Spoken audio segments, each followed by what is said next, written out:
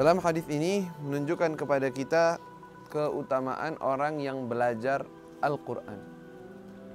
Arti belajar Al-Quran maknanya luas. Yang pertama, belajar membacanya dengan betul, dengan benar. Ya, fathah, kasrah, alif, ba, ta, sampai dia bisa membaca Al-Quran. Ta'allam Al-Quran, belajar Al-Quran. Nah, lalu dia mengajarkan hal tersebut kepada yang lainnya. Arti juga belajar Al-Quran itu yang lebih tinggi dari arti yang tadi, mempelajari dengan maknanya, memahaminya, ya, memahami kapan nuzulnya, asbab nuzulnya, artinya, maksudnya, hukumnya, apa yang didapati, bagaimana maknanya. Nah, itu lebih bagus lagi, tentunya tingkatan di atas orang yang hanya belajar membacanya saja. Allamal Quran wa 'allamahu, lalu dia mengajarkannya. Ya, mengajarkan kepada yang lainnya. Makanya kita usahakan, dan ini sebenarnya masuk ke dalam kategori ilmu, yaitu ilmu seperti fikih dan yang lainnya, itu kan mencakup makna dari Al-Quran.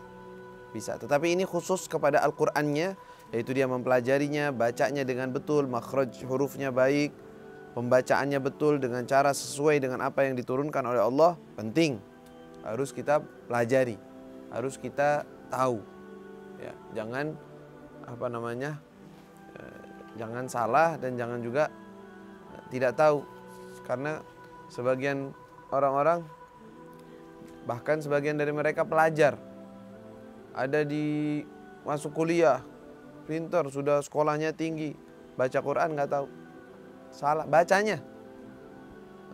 Baca alif lam mim, dia nggak tahu caranya bacanya. Baca alam, gimana nih alam katanya, alif lam mim, alama katanya, alam apaan?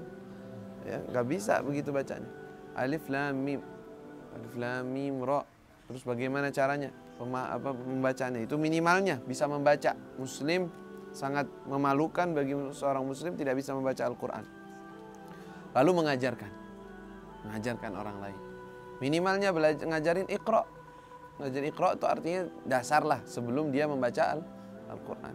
Jadi jangan sungkan, jangan malu, jangan merasa Iqra doang, kok ngajar Iqra doang. Ngajar Iqra doang kok sedikit. Nanti jangan lihat itu sedikit, itu luar biasa. Karena setiap kali kita mengajarkan orang membaca tersebut, apalagi dari awal sehingga dia sampai bisa membaca Al-Quran, maka setiap kali dia membaca Al-Quran pahalanya ente dapetin. Setiap kali, seumur hidup dia hidup baca Quran, itu pahalanya terus ngalir kepada orang yang mengajarkannya. Kayak ente anggap remeh itu. Bahkan Fatihah kalau bisa ente ngajarin, ini ngajarin, biarin. Dapat pahalanya, dapat terus kalau dia baca, terus kalau dia pelajari. Makanya kalau bisa ini dipraktekkan di antara kita. Ente sendiri membaca, terus bikin lingkup dengan teman-teman ente, ayo kita baca Quran yang benar. Kalau memang entenya juga kurang benar, perbaiki. Kalau ente sudah benar, ente ajarkan kepada teman-teman. Pasti ada, apalagi di zaman kita ini. Ada aja, subhanallah, orang sekeliling kita baca Qurannya salah, bacanya salah, nggak ngerti, nggak bisa baca sebagian, masih Iqra nggak lulus, nggak selesai dia. Atau dulunya pernah baca di sekolah ngaji, nggak lulus, nakal, bandel, orang tuanya nggak ini, atau nggak punya duit ngajarin di Iqra. Nah, itu sangat memalukan.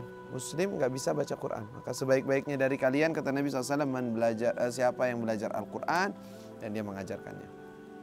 Apalagi dia mengajarkan juga dengan maknanya, dengan mafhumnya, apa artinya, apa yang difahami. Sebaik-baiknya dari kalian. Tentunya ini arti sebaiknya dari kalian adalah termasuk sebagai yang terbaik di antara kalian. Karena hadits yang sebelumnya juga begitu, ya kan? Khiyarukum artinya begitu juga. Khairukum dan khiyarukum itu hampir sama artinya, walaupun ada perbedaannya sedikit. Khiyarukum ahasinukum akhlaq. Jadi ini sekarang yang bagus yang mana? Yang baca Quran dan mengajarkannya atau yang akhlaknya baik? Semuanya termasuk yang terbaik, termasuk yang baik, ya. Yang ngajarin Al-Quran dan mengajarkannya, apalagi ditambah dengan akhlaknya, lebih bagus, ya. Makanya jangan merasa rendah, jangan merasa kecil kalau mengajarkan Al-Quran, sama sekali jangan. Itu tinggi, besar. Apalagi sampai jenjang belajarnya, sampai dia memahami, apalagi menghafal Al-Quran. Siapa yang menghafal Al-Quran sepertinya dia itu sudah mendapatkan kenabian di dalam hatinya. Selain dia itu tidak diberikan wahyu kepadanya. Tentunya dengan syarat ikhlas, dengan syarat dia bertilawah untuk Allah Subhanahu wa taala, bukan cari nama atau cari ketenaran. Ana mau hafid biar ana dibilang hafid. Terus dibilang hafid, mau apa ente? Hah? Oh, ana biar dibaca qori atau bacanya bagus. Terus itu tujuannya. Nah, tapi kalau orang yang benar, dia membaca Al-Quran, dia mempelajari Al-Quran, menghafal Al-Quran, mau semuanya atau sebagiannya, dari juz-juz yang perlu dia hafal, tujuannya untuk mendekatkan diri kepada Allah, ingin menghafal kalamullah. Bukankah yang paling pantas untuk kita hafal kalam Allah? Kalau kalamnya manusia, hadisnya Rasul, ini kalamullah. Lebih pantas lagi untuk kita hafal. Rasulullah SAW pernah mengatakan, nanti juga ada di surat Tabarak, awaddu an yakuna fi qalbi kulli mu'min atau kulli muslim. Saya mengharapkan surat Tabarak itu ada pada hati setiap muslim. Hafal semuanya. Kalau bisa jangan enggak hafal, katanya. Surat Tabarak, kata Nabi SAW. Jadi pada hafal. Dan ini sangat memudahkan. Yang namanya orang yang menghafal Al-Quran atau dia itu menghafal beberapa surat, itu sangat memudahkan dia untuk memahami Al-Quran. Untuk tadabbur dalam Al-Quran. Lebih mudah daripada orang yang nggak pernah hafal. Yang nggak hafal, cuman baca saja. Bisa tadabbur, bisa makna kalau dia pelajari. Tetapi yang menghafal lebih gampang. Dan lebih mudah untuk dia. Ketika sholat, dia bisa pakai baca. Ya. Makanya kalau kita punya hafalan, misalnya pernah menghafal juz amma, sampai akhir, hendaknya dipraktekkan, dipakai sholat. Ada beberapa sholat kita pakai di waktu sholat, atau ada beberapa waktu untuk kita mengulangnya hafalan kita. Ya, makanya itu kemuliaan yang luar biasa. Di sini mungkin timbul pertanyaan, apakah seorang yang faqih, yang ilmu fikihnya ngerti, itu faqih namanya dalam bahasa, atau yang qari yang lebih afdal? Qari ngerti, atau faqih itu yang ngerti fikih, mana yang halal, mana yang haram, mana yang sah, mana yang tidak sah. Kalau qari bisa baca, mana yang lebih afdal, lebih diutamakan? Katanya al-faqihu afdal. Kenapa? Karena yang dimaksud dengan tentunya faqih yang bisa baca Quran. Kalau faqih nggak bisa baca Quran sih nggak faqih itu namanya. Bisa baca Quran, cuman nggak banyak, nggak hafal banyak Quran, tapi dia ngerti fikih. Sedangkan yang satunya lagi ilmu fikihnya hanya sekedar secukupnya saja. Hafalan Qurannya banyak. Bagusan mana? Lebih afdal yang faqih. Kenapa? Karena dia menggapai ilmunya, tujuannya. Kalau yang satu itu kayak kaset. Kaset juga bisa baca. Tapi kan kalau salah dalam sholat, bisa benerin dari mana? Kalau ngerjain sesuatu yang dia kira itu sunnah sujud sahu, tautonya enggak, atau sebaliknya gimana? Atau ngerjain sesuatu yang dia kira batal, tautonya enggak batal, gimana? Kalau dia enggak faqih, enggak belajar ilmu fikih, Qurannya doang enggak bisa mengajarkan dia kalau dia belum belajar, ya kan? Makanya kalau dalam urusan sholat, siapa yang didahulukan? Yang faqih atau yang qari? Sebenarnya yang faqih dulu, yang bisa baca tentunya ya. Kalau faqihnya nggak bisa baca sih belum faqih berarti itu. Faqih dia ngerti ilmu fikih. Tapi kalau dia dua-duanya hafal Quran nih, qari, tapi ini faqih, lebih ilmunya lebih tinggi. Dan ini baca doang. Fikihnya tahu tapi nggak setinggi yang ini. Yang didahulukan yang faqih didahulukan. Ya. Yang qari, yang bersamaan. Dan dulu orang-orang dulu itu yang paling banyak belajar Al-Quran itu yang paling alim. Ya, orang dulu yang hafal Qurannya lebih banyak itu lebih alim, bukan karena memang ilmunya lebih banyak, dia lebih ngerti banyak. Makanya itu diutamakan dahulu. Tapi kalau sekarang sudah dijadikan sebagian Quran itu sebagai hanya hafal saja sudah, penting hafal. Maksimalnya tahu artinya. Ya kan? Oh, tahu artinya begini. Tapi mana ahkamnya tahu? Belum tentu. Namanya kira bisa langsung ngerti dari Al-Quran? Nggak bisa. Harus tahu apa pendapat ulama, harus tahu hadisnya mana, harus tahu mana yang nasikh, mana yang mansukh, mana yang sudah nggak ada hukumnya itu, mana yang masih ada hukumnya, mana yang masih sisa dibaca, mana yang tidak mana yang artinya itu perintah sebagai wajib, mana yang perintah bukan wajib. Dari mana itu tahu? Ada ilmu usulnya, ada ilmu hadisnya, ada ilmu nasikh wa mansukh, ilmu makkiyah, madaniyah, dari mana tuh? Wah, luas, nggak gampang. Nggak gampang. Ya, jangan kira, oh sudah yang penting anak hafal Al-Quran berarti khalas imam. Setiap apa yang terdahulu bisa fatwa, bisa enak aja. Nggak ada. Urusan fatwa bukan urusan orang yang hafid Quran, bukan. Orang hafid Quran baca, nanti baca Quran. Nah. Kalau kita ada yang salah ditegur, yang salahnya bacanya. Tapi untuk fatwa, halal, haram, boleh, tidak boleh, lah nggak boleh. Harus fikih, orang yang belajar ilmu fikih. Dia yang bisa memberikan fatwa, ini hukumnya boleh, ini tidak boleh, ini makruh, tidak makruh. Karena dalam Al-Quran, kalau ente cuma ngandelin Al-Qurannya saja, ada perintah, tahu-taunya bukan wajib wala sunnah. Ada perintah, lafadznya perintah.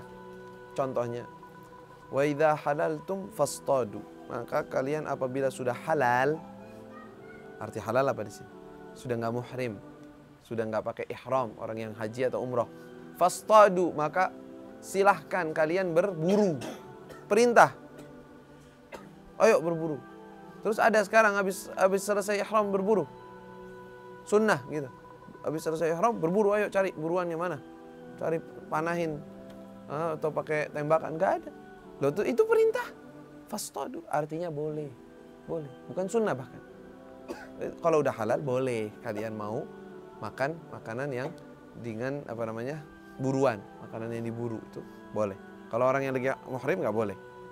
Jadi enggak sembarangan. Dari Al-Qur'annya sendiri enggak sembarangan. Dan nanti penjelasan dari apa hukum Allah banyak dan lebih banyak dijelaskan dari Nabi SAW. Nanti tahu sunnah-sunnahnya wudhu dari mana? Al-Quran hanya membayarkan wajibnya aja. Idza qumtum ila shalah faghsilu wujuhakum. Itu dong. Tapi tahur, air yang suci, air yang enggak suci dari Al-Quran ada? Enggak ada. Enggak ada. Hukum kena najis, enggak kena najis, ini mutanajis, ini enggak mutanajis. Enggak ada. Dalam Al-Quran enggak ada. Artinya bukan enggak lengkap, artinya Allah SWT sudah mewakilkan Rasulnya untuk menjelaskan hal tersebut. Karena sudah. Jadi yang namanya ilmu fikih itu sepertinya ilmu fikih itu ringkasan makna daripada Al-Quran dan Sunnah. Itu ilmu fikih. Sudah, makanya enak gitu, nggak repot. Makanya kalau ada sekarang orang-orang zaman sekarang, kadang-kadang dia mau buka tafsir.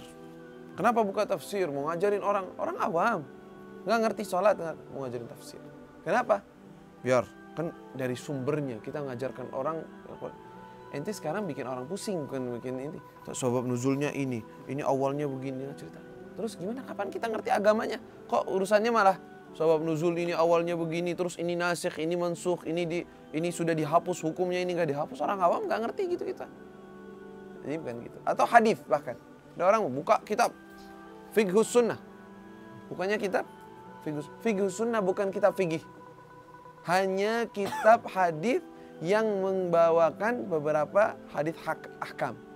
Hadis yang ada hukumnya. Nggak ada fikihnya semuanya, nggak bisa dijadikan rujukan fikih, nggak bisa.